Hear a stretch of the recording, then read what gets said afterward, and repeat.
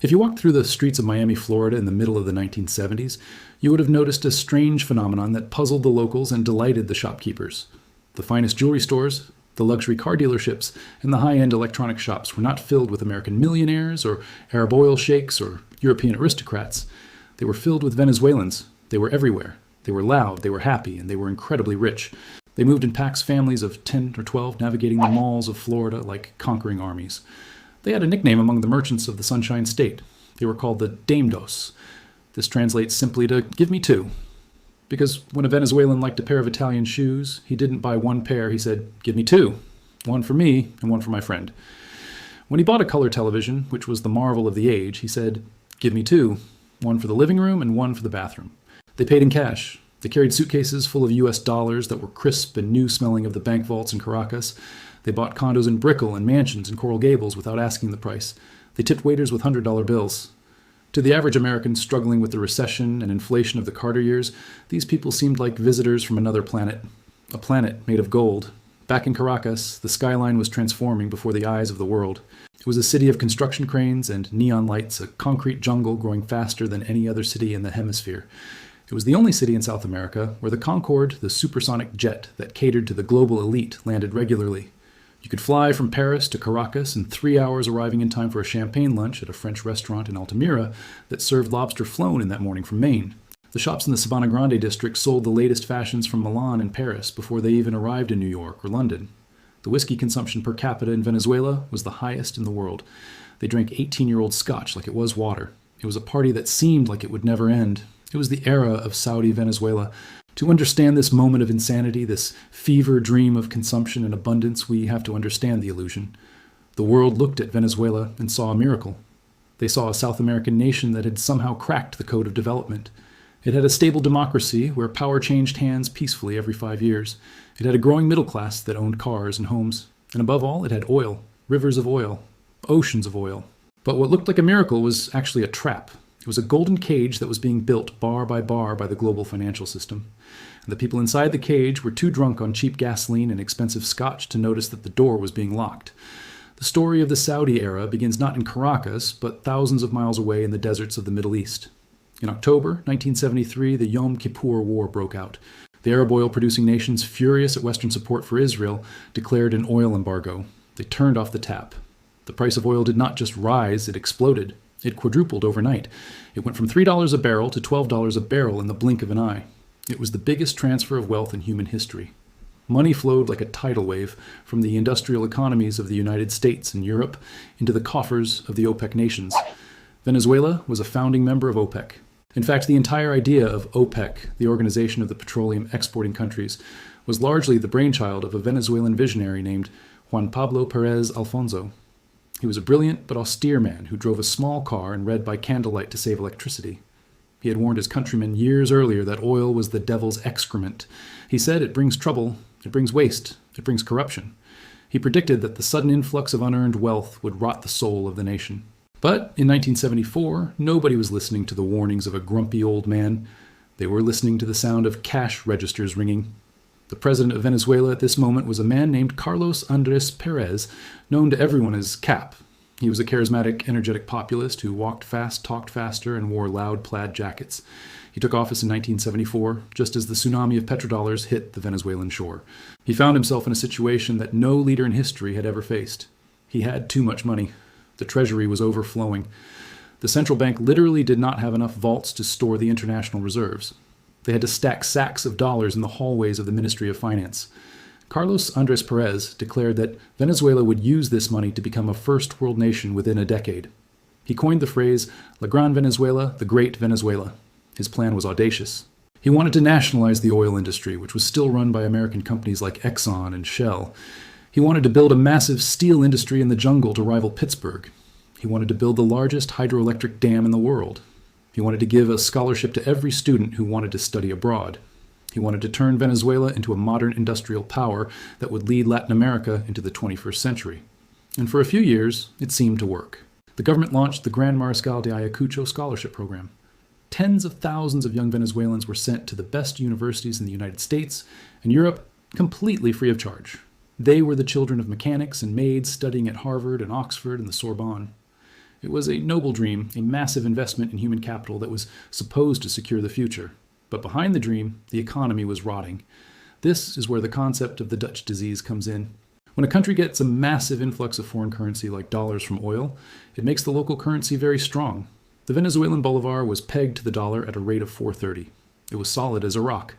You could walk into any bank in Caracas with bolivars and walk out with dollars, no questions asked. But because the bolivar was so strong, it became incredibly cheap to import things from abroad and incredibly expensive to produce things at home. Why would a Venezuelan farmer grow corn when he could buy corn from Iowa for half the price? Why would a factory in Valencia make shoes when you could import designer shoes from Italy for pennies? The productive apparatus of the country began to die. Agriculture collapsed. The fields were abandoned. The farmers moved to the cities to live in the shanty towns and live off the government handouts. Venezuela stopped making things and started buying things. They imported everything. They imported eggs. They imported clothes. They imported cars. They even imported the sand to build the concrete skyscrapers because apparently Venezuelan sand wasn't good enough. This was the first part of the trap, of the addiction to imports. But the second part was far more dangerous. It was the debt. You might ask why a country that was swimming in cash needed to borrow money. This is the great paradox of the 1970s. The oil money that flooded into Venezuela and Saudi Arabia and Iran had to go somewhere. These countries could not spend it all fast enough, so they deposited it in the safest place they knew, the banks of Wall Street and London. Citibank, Chase, Manhattan Bank of America. These banks were suddenly sitting on mountains of cash deposited by the oil nations. They had a problem. A bank does not make money by holding cash. It makes money by lending cash. They needed to find someone to borrow these billions of dollars. But the U.S. economy was in a deep recession. American businesses were stagnating. They were not borrowing. So the bankers looked south. They looked at Latin America. And specifically, they looked at Venezuela. They saw a country with a stable democratic government and the largest oil reserves in the Western Hemisphere. They saw the perfect borrower. Bankers in expensive suits flew from New York to Caracas on the Concorde. They stayed in the Tamanaco Hotel, drinking scotch and meeting with government ministers. They carried briefcases full of loan agreements. They didn't wait for the Venezuelan government to ask for money. They begged the Venezuelan government to take it. They sold the government a fantasy. They said, look, oil prices are going to go up forever. Today oil is $12 a barrel. Tomorrow it will be 20, then 50, then 100. If you borrow $1 billion today, the inflation and the rising oil prices will make the debt disappear. It is free money. It is leverage. The Venezuelan government, led by Carlos Andrés Perez, fell for the pitch hook, line, and sinker. They started borrowing frantically. They borrowed to pay for the massive infrastructure projects that were running over budget. They borrowed to subsidize the imports so that people could keep buying cheap whiskey and televisions. They borrowed to cover the corruption that was draining the treasury. The corruption was monumental. When there is that much money flowing through a system without checks and balances, it sticks to people's hands. Government contracts were awarded to friends of the party. Ghost companies were set up to receive loans that were never repaid. A commission was charged on every barrel of oil sold and every ton of steel bought. The era of the 12 apostles began referring to the 12 business tycoons who became billionaires simply by being close to the president. They built palaces in Caracas and bought islands in the Caribbean. But the most insidious part of the borrowing was the terms of the loans. The bankers were smart. They knew that the good times might not last forever, so they wrote the loan contracts with floating interest rates. This meant that the interest rate Venezuela paid was not fixed. It was tied to the U.S. prime rate or the London interbank rate. If the interest rates in the U.S. went up, the payments Venezuela had to make would go up too. Nobody in Caracas paid attention to this detail. In the mid-70s, U.S. interest rates were low. Money was cheap. The party continued. The government built the Guri Dam, one of the engineering marvels of the world, which provided electricity to the whole country. They built the Caracas Metro, a gleaming subway system that was cleaner and more modern than the New York subway. They built the sprawling industrial complex of Ciudad Guayana in the middle of the jungle. They nationalized the oil industry in 1976, creating PDVSA, the state oil company. On that day, they raised the Venezuelan flag over the oil wells and declared economic independence. But it was a hollow independence. By the end of the 70s, Venezuela had the highest per capita debt in the world. They owed billions to the very same banks that held their oil deposits. They were recycling their own money, paying interest to access their own wealth. It was a shell game of global proportions. The society began to change. The culture of hard work and thrift that had characterized the older generation of Venezuelans evaporated. It was replaced by the culture of easy money. If you needed a job, you didn't look to the private sector, you joined the government. The bureaucracy swelled to monstrous proportions. There were elevator operators for elevators that were automatic. There were gardeners for gardens that didn't exist. There were consultants who never consulted. Everyone was on the payroll. The state became the father, the mother, and the employer of the nation. And the illusion of wealth masked the deep inequality. While the middle class flew to Miami, the poor in the ranchos, the slums on the hillsides watched the skyline rise but saw little of the benefit. They got subsidies, yes. Gasoline was cheaper than water. You could fill the tank of a massive American gas guzzler for the price of a stick of gum. Bread was artificially cheap, but their schools were crumbling and their hospitals were failing. The money was being spent on concrete and imports, not on human capital. The gap between the Venezuela of the country clubs and the Venezuela of the barrios grew wider every day. As the decade of the 70s came to a close, the warning signs were flashing red. The oil market was becoming saturated. New oil fields in the North Sea and Alaska were coming online, breaking the OPEC monopoly. The demand for oil was dropping as Western countries became more energy efficient. The price of oil stopped rising. It began to wobble. In 1979, a new president, Luis Herrera Campins, took office. In his inaugural address, he looked at the finances of the nation and uttered a phrase that should have terrified everyone. He said, "I am inheriting a mortgaged country." He saw the books. He saw the debt. He saw that the spending was unsustainable. He saw that for every dollar that came in $2 were going out, but he could not stop the machine. The momentum of the spending was too great.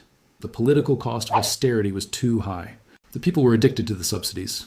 The Dame Dos mentality was ingrained in the national psyche. People believed that being rich was their natural state. So instead of cutting back, the government doubled down. They borrowed more money to pay the interest on the old loans. They played a game of musical chairs, hoping the music would never stop. But the music was about to stop. In Washington, D.C., a man named Paul Volcker was appointed chairman of the Federal Reserve. He was a giant of a man with a cigar and a mission. His mission was to kill inflation in the United States. To do that, he was about to do something that would destroy the Venezuelan dream. He was about to raise interest rates to levels never seen before. As we end the first part of this story, Venezuela is standing at the precipice. It is 1979. The nightclubs in Caracas are full. The highways are jammed with American cars. The government is spending money as if there is no tomorrow. The banks in New York are counting their profits. But the trap has been set. The floating interest rates are a ticking time bomb. The oil price is softening. And the country that thinks it is richer than the USA is about to find out that it is actually a debtor living on borrowed time. In the second part of this story, we will see the crash. We will see the day the money ran out. We will see the infamous Black Friday and the social explosion that followed, proving that the Saudi era was nothing but a shimmering mirage in the desert.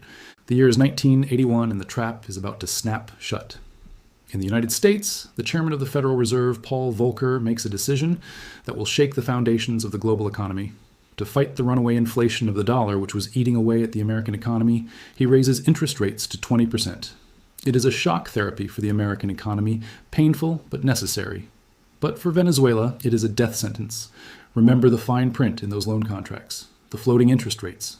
Overnight, the interest payments on Venezuela's massive foreign debt doubled and then tripled. The country had borrowed billions when money cost 5%. Now they had to service that debt at 20%. At the exact same time, the oil market collapsed. The glut of oil in the world drove prices down. The perfect storm had arrived. Expenses were skyrocketing while income was plummeting. The vice was tightening. For a few years, the government tried to hide the reality. They burned through their reserves, trying to prop up the currency. They kept the bolivar pegged at 4.30 to the dollar. They wanted to maintain the illusion of the Saudi Venezuela. They wanted the middle class to keep flying to Miami. They wanted the scotch to keep flowing. But you cannot fight mathematics. The central bank was bleeding dollars. Every day, millions of dollars left the country as nervous investors and wealthy Venezuelans moved their money to accounts in Switzerland and the Cayman Islands. It was capital flight on an industrial scale. The people who had benefited most from the boom, the so-called apostles of development, were the first to abandon the ship, taking their billions with them. Then came the day of reckoning, Friday, February 18th, 1983. It is a date etched into the memory of every Venezuelan. It is known simply as Viernes Negro, Black Friday. On that morning, the government finally admitted defeat. They announced that they could no longer defend the value of the currency. The bolivar was devalued. The exchange rate of 4.30, which had been the symbol of Venezuelan stability for decades, vanished instantly. The government established a complex system of multiple exchange rates, but the reality was brutal. The currency crashed. Imagine waking up and finding that your savings have lost half their value overnight. Imagine being a business owner who owes money in dollars and suddenly your debt has tripled. Imagine being a student in London on a government scholarship and suddenly the check doesn't arrive and your credit card stops working and you are evicted from your apartment. The psychological shock was immense. The era of Dame Dos ended that morning. The flights of the Concorde were canceled. The shopping sprees in Miami stopped. The Venezuelan middle class, which had felt rich and invincible, suddenly felt poor and vulnerable. The party was over and the lights had been turned on, revealing a messy room full of broken glass and unpaid bills. The hangover had begun, but the financial crash was just the beginning of the agony. The 1980s became known in Latin America as the lost decade.